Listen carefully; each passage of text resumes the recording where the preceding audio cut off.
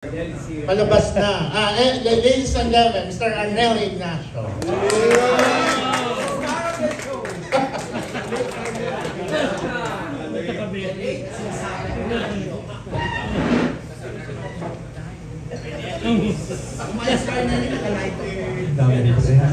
Sorry. Ako naging cost ako yung delay. Nahirapan kasi na mag-blower eh. Hirap. Baliktad ko na yung kabit yung wig ko, yung bata ko napunta sa harap ko.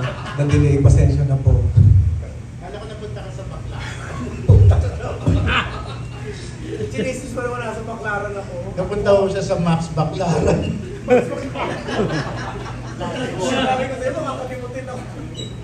So maraming salamat sa ating mga press na dito. Mag-photo op na po tayo bago mag-umpisa. Thank you very much po sa napakasayang pelikula. To start with, si Direk Joel magbibigay ng ilang pagsasalita tungkol sa aming pelikula. Matagal ako hindi nakagawa ng comedy nung binigay sa akin itong Johnston 5 na ang mga artista ay mga seniors na nagkita-kita, OFW sila. Tinanggap ko. Bakit? Ganyan?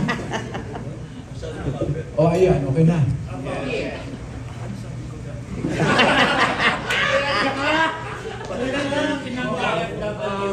Kaya nang in-offer sa akin ito, tinanggap ko.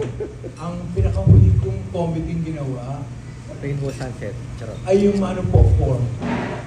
Yung si Sasa Padilla, ako Legal Wife, si Cherry May Picache, si Rufa May Quinto, yun yung pinakahuli. Kaya nang in-offer sa akin ito, tinanggap huli. Ay, mayroon pa pala, that thing called Tangana. O yun, ginawa ko rin comedy. Kaya nang ginawa ko ito, kasi magaang, maganda, magaang, at mahuhusay yung artista. Kaya tinanggap ko. Sana panoorin nyo. Thank you. Ay, ito kasing hayop na ito. Gusto pa ako mag-direct at ako pa arte. Napakahirap ng pinagawa sa akin. Diyos ko, saan ito ko nagagawin? Ayoko na ng gano'n. Acting ka at saka mag-direct ka. Napakahirap. Diyos ko, ay ako ang pinakapangit dyan. Tingnan nyo. Hindi ako nakakonsentrate. Thank you. Ang PF mo dalawa, di ba?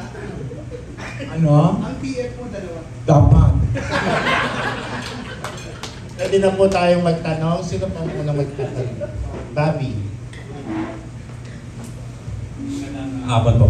Gusto nung tanongin si Abel at si Jan kasi nung last na press kung wala sila doon. So, anong role nyo dito sa naman working with the award-winning stars?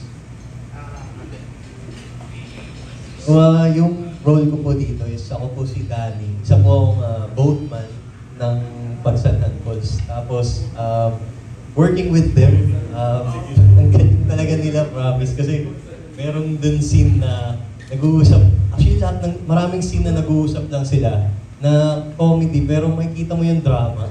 Ang galing kasi yung script is nakakatawa, pero heavy yung drama na binibigay nila. So, yun yung natutunan ko sa kanila na dapat talaga yung emotion yung umiiral, hindi lang yung kunyari, nakakatawa yung sinasabi mo, pero kung talagang nararamdaman mo yung emotion na malungkot sila, yun, naipakita nila yun. So, ang galing talaga.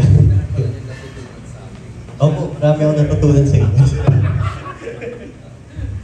John Marcia. Ako po, head security guard po dito na dating boyfriend po ni Direk Joel Amana. Ano lang po, lagi humingi ng pera sa kanya. Yun lang po. Boyfriend ko rin si Abed. Sinabi mo na, siya pinakamaganda dito si Direk Joel. Story. Lahat ng boys kay Direk. Hi, True Lacan. Napanood ko na po yung special preview. And congratulations to everyone. It was really a fun, heartfelt movie. So, Direk Joel, sa'yo ko natutunan ng direction. Kamusta naman yung kissing scene niya ni Abel? Yung kissing scene niya ni Abel. Paano yun? Totoo lang, That was my first kissing scene sa film. Oh!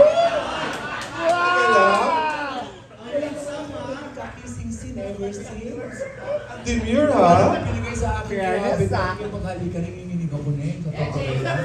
True? That's true. Kaya ganun lang ang kissing namin. That was my first kissing scene. Wow!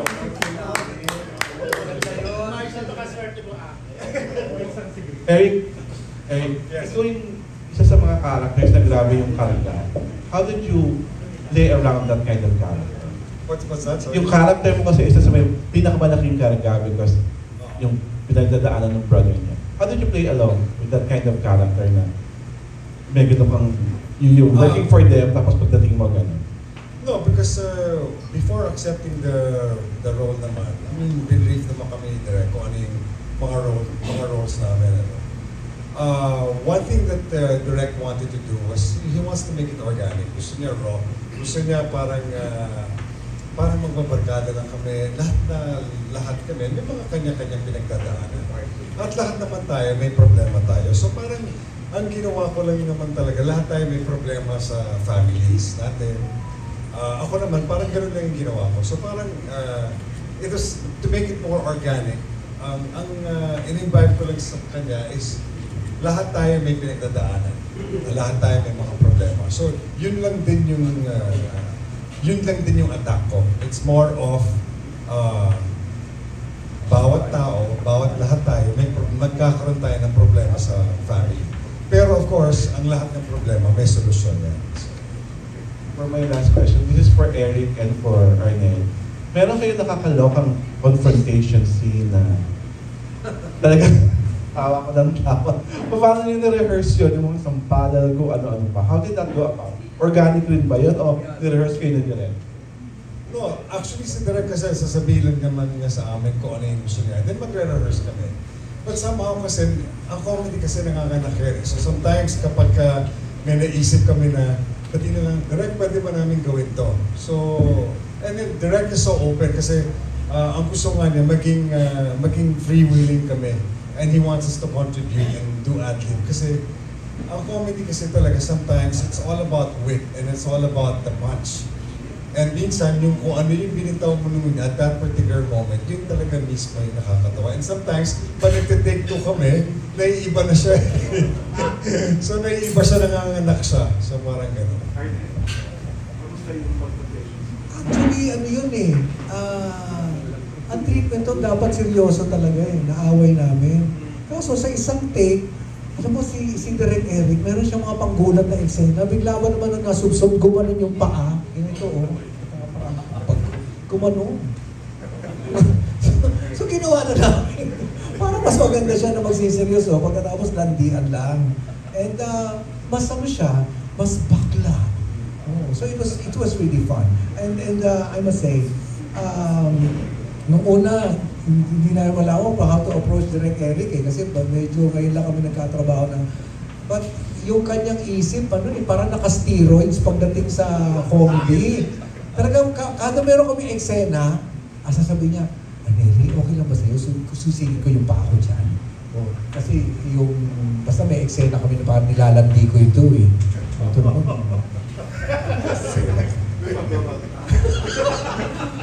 So, ano kaya ang sarap, yung working relationship nag-transform into paghanga, respeto, and the discovery of how people work in the environment of the set.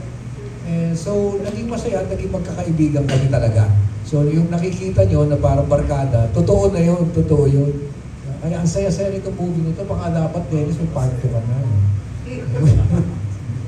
Meron lang, I'll just add, kasi nung time na nagsushooting kami sa Rapids, iba-ibang bangka kami.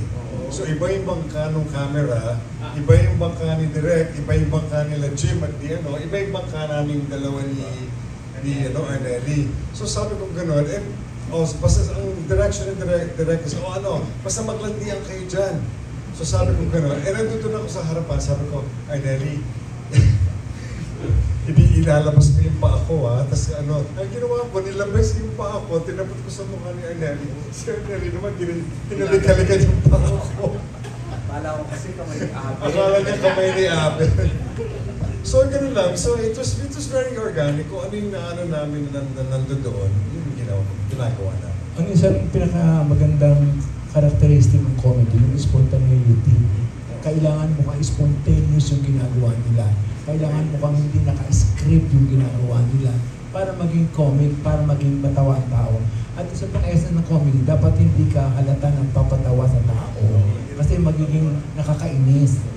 So, what we try to do is try to do it as natural as possible, as spontaneous as possible, as raw as possible. Kaya hindi ako strict sa script.